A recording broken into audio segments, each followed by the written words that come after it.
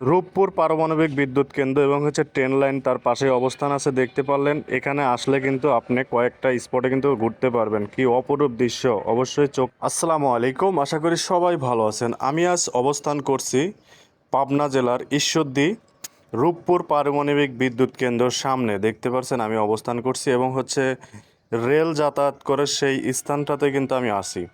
দেখেন পাকশি, এখানে প্রতি বছরই কিন্তু এই এই ফুরফুরা দরবার শরীফের যে ওরসটা হয়, এখানে কিন্তু সবাই ট্রেনে এবং বাসে সবাই কিন্তু এখানে উপস্থিত হন। তো এখানে কিন্তু নামতে হয়, এখানে নামে কিন্তু আপনার যে বাম সাইড দিয়ে কিন্তু আপনাকে ভিতরে যেতে হবে। পাকশিয়া সেই ওরসের ওই জায়গাটা আর কি বলা হয় যেটা। তো এখানে আমি কিছু কিছু এই পাকশি যাওয়ার মানে ওরসে যাওয়ার আগ দিয়ে যে স্পটগুলো আছে সেগুলো আমি একটু দেখে নিচ্ছি। সুন্দর সুন্দর যে দৃশ্যগুলো আছে, দেখেন রেল যাতায়াতের যে ব্রিজটা আছে এবং যে রেল স্ট্যান্ডটা যেটা আছে সেটাও আমরা দেখতে পেলাম, এবং রূপপুর পারমাণবিক বিদ্যুৎ কেন্দ্র সেটাও দেখতে পেলাম।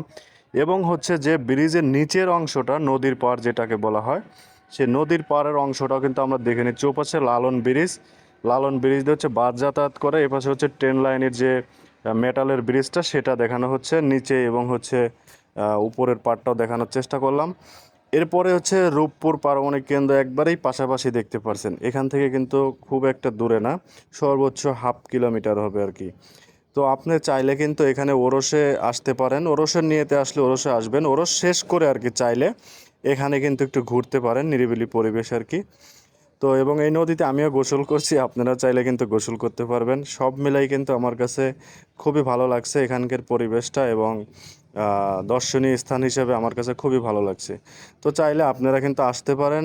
আগামী এই জানুয়ারি মাসের কিন্তু 22, 23, 24 এই 3 দিন কিন্তু শুরু হবে, দোয়া ও ওয়াজ মাহফিল হবে, আপনারা চাইলে আসতে পারেন।